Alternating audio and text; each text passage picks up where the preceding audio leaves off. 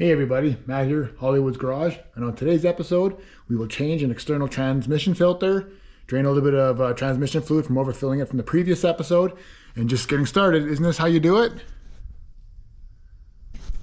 Follow along and find out.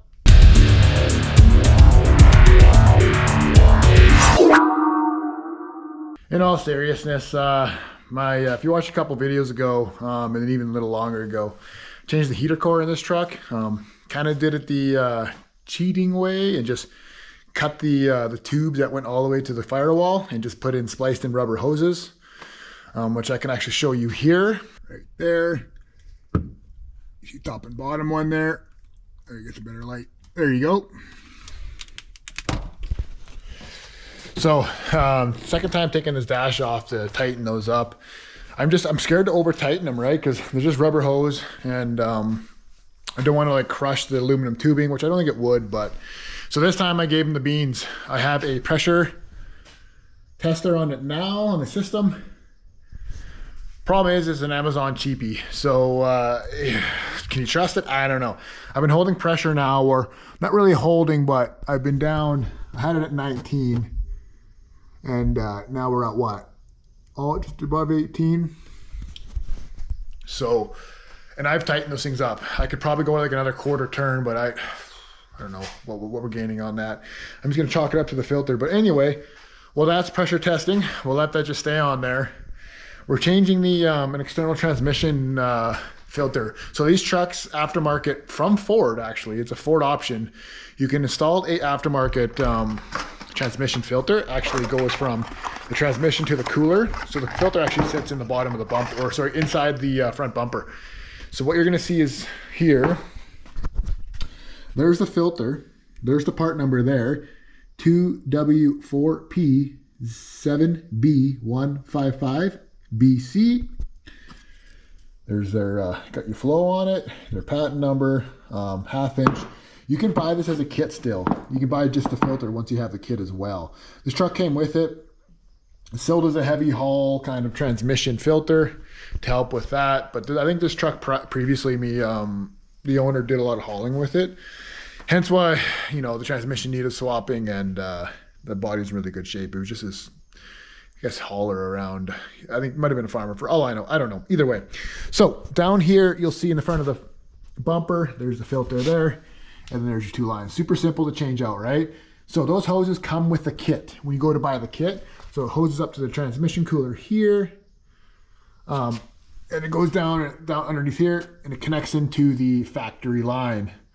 So like I said, that's a kit. The filter alone, just for me to purchase that from Ford, was $55. It was $55.79, just the filter. Ford's gone nuts lately with filters. If you've done a diesel filter or even an oil filter lately on these trucks, I remember paying back in 2013 for an oil filter. It was like 40, 50 bucks. I think they're like 90, 100 bucks now. Just a canister filter, right? Not a big deal. The fuel filters, there's two of them on these trucks, as you're aware. The one for your water separator and your pump underneath the truck, and the one up top for your more fine particular stuff to go in before the lifters. Sorry, before the fuel injectors. So two filters. I think I paid, I want to say like $150 now. It's ridiculous. But you're stuck to using OEM. Well, you're not. You can use the cheaper stuff. There's knockoff Ford ones out there, so be careful. Make sure you go to Ford and buy Ford ones. These trucks are very sensitive. These caps here, these are specific only to Ford filters. Same with the oil. So long as your cap is still stock, use the stock Ford filters. Don't try to get an Apple Gold or nothing. It'll work, it'll tighten up and everything, but they're just not recommended. They might not seat right. The lids might not sit properly on top, bypass, and that's not the point of a filter. Filter, you want to go through the media. So, I should also say, when I did this transmission swap, I overfilled the transmission fluid, which is okay, right? So we're gonna change this out, and then we'll see how much drains out of there. I have about probably over a liter, 2 liters maybe. I overfilled it. So we'll see how much comes out of that. If nothing really comes out, in theory, the cooler should pour out. We'll go underneath the truck, drain a little bit, and then we'll check it after we get that dash all back together.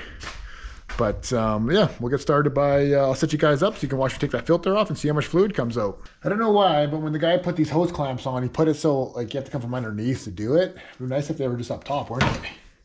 So we'll see if I can reach them.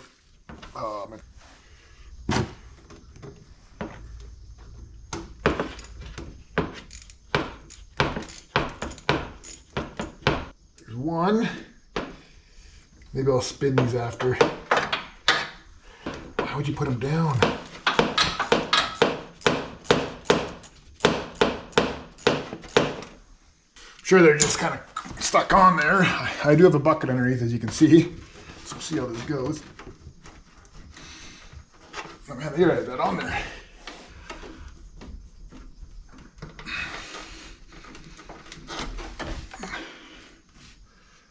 Yeah, as you can see, just as expected. It's just a cooler you're gonna drain out. One's going to the bumper, so I'm gonna try to get as much out before I can let go of it. Oh, there we go. That one's out.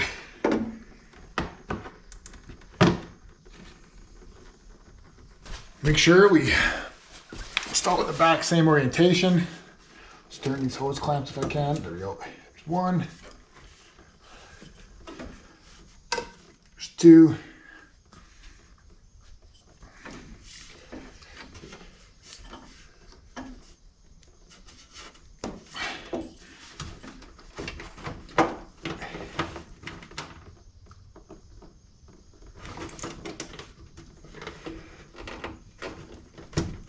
Yep. Turn it so we can read the part number for next time. Not that we'll need it because we'll have the receipt. It's also in the video. Joys of recording your own stuff. Get to use it for future inquiries.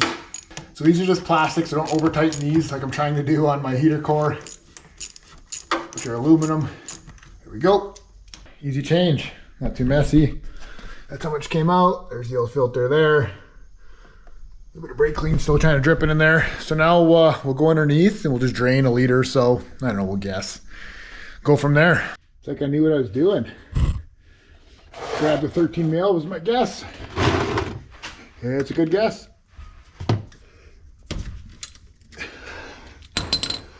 Should put on some rubber gloves, but hey, YOLO. Can't believe I said that. It's always easy to add more. I have another jug. We're also going to change the filter. Sorry, not the filter. We're going to change the fluid in the transfer case as well with the same fluid, the Mercon LV. There's lots of people out there. It's a big actually controversy about what fluid to put in the transfer case. When these trucks came out, they were a Mercon SP, I think it was, and then they went to the V, and now, click. Now they're in the LV. I don't know. It's ridiculous anyway. And then the Ford even has like a specific XL brand or something like that. Or Ford will have like an XL brand. It's meant for transfer cases. I don't know. A lot of guys say use that. A lot of guys say use whatever transmission fluid you have laying around. At the end of the day, it's just some gears in there, right? So we'll check that as well. Hopefully I drained enough there. I mean, I don't know, half a liter. Hopefully that's enough. Should be. I mean, maybe we'll drain a bit more, right? I mean, like I said, I don't want to come back down here, so.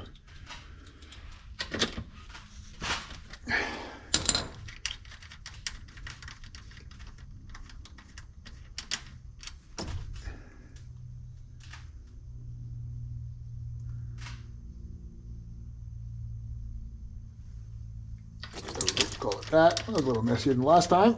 That's why you bring a rag or wear rubber gloves. Clean that up nice and neat, tighten her up. There we go. Okay, next will be the transfer case. So when it comes to differentials and transfer cases, and maybe even some transmissions, always try to loosen the fill plug first, because if you drain it and you can't get this out, how are you going to fill it again? I mean, old fluid's better than no fluid, right? So check this first. It's a 10 mil, in case you're wondering. I wish I had a socket type, but I don't. So we'll see how tight. Oh, it's not too tight. I mean, these are just aluminum cases, so you shouldn't go too tight. And I think the manual states 1.9 liters to fill this. Usually up to the hole. See? Usually fill up to the bottom of that, and that's how you know.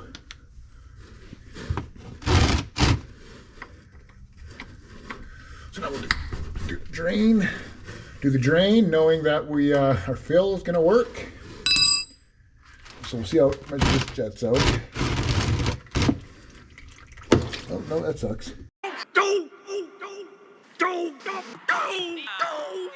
As you can see, it's just red. So obviously there's ATF in there before. And I don't know, this filter, I mean, this could be new fluid. It looks fine, but we might as well change it. I'll be doing differentials on another video, front and rear. Those are totally different oils. Those will be more of a gear oil, a heavy weight. The rear's got to have an additive in it for the locker. We'll go all through all that in the next video I do, whenever that one pops up. We'll let that finish draining. I'll go grab the 5-gallon jug I have, and then I have like a hand pump, so you can put it in there and fill it up. Quick and easy. We are back. So here is the ATF we got. Same stuff as I put in the transmission. This is the pump we got here. It's like a syringe type. It's gonna take a little while compared to like having, see, Canada, we don't get the bags of fluid.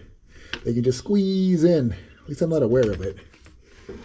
This will do 200 mils at a time. Take some time, obviously, but I had nothing else that would work.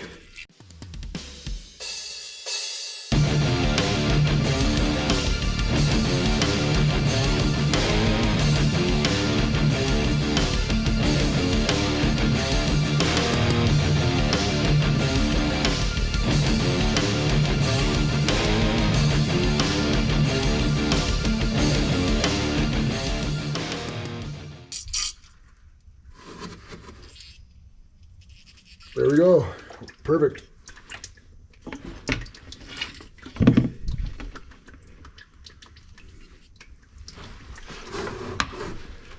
Let that finish draining. It doesn't hurt to have it a little over full per se. Like, you can put the cap on that and you'd be okay.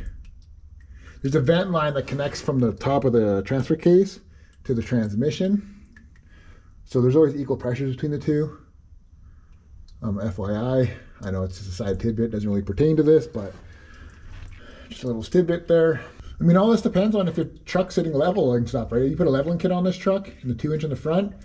Well, now your truck is level throughout. Like factory, they have a 2-inch rake from the back to the front. Back being taller, obviously, for towing.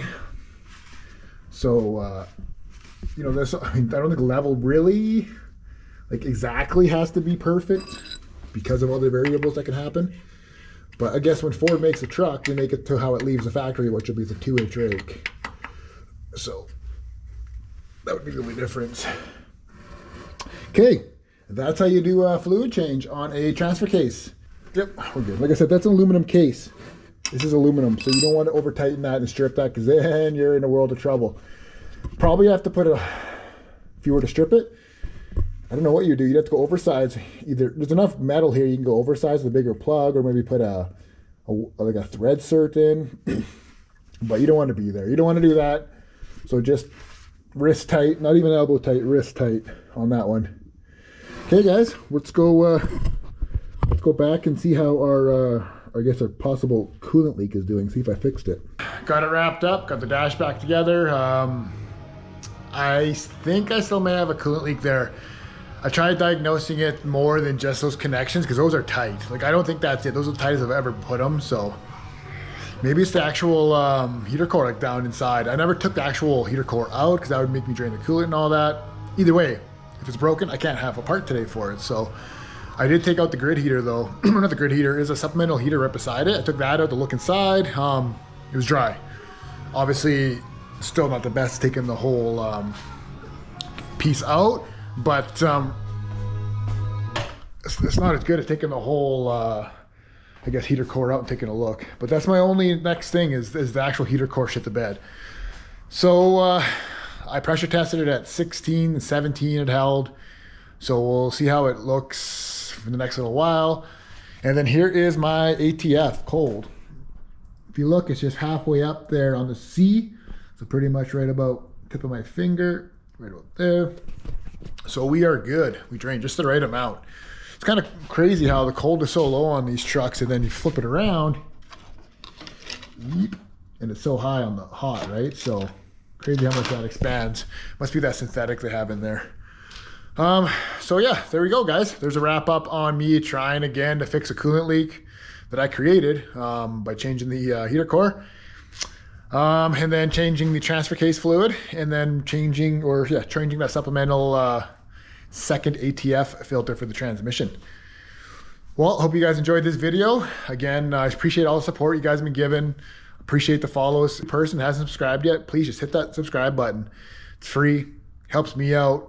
I get it, like it can be annoying sometimes, but just hit the subscribe button if you want, like the video. All of that helps, even a comment, and I really appreciate it. I'm just a mid-30s, late 30s guy showing that I work on stuff, and hopefully you guys can learn from it, learn from my mistakes, learn some tips and tricks, whatnot. I'm not a pro mechanic, but my dad, I grew up with the mechanic who is a dual ticketed heavy duty and automotive, so I have a lot of kind of background with helping him out on there.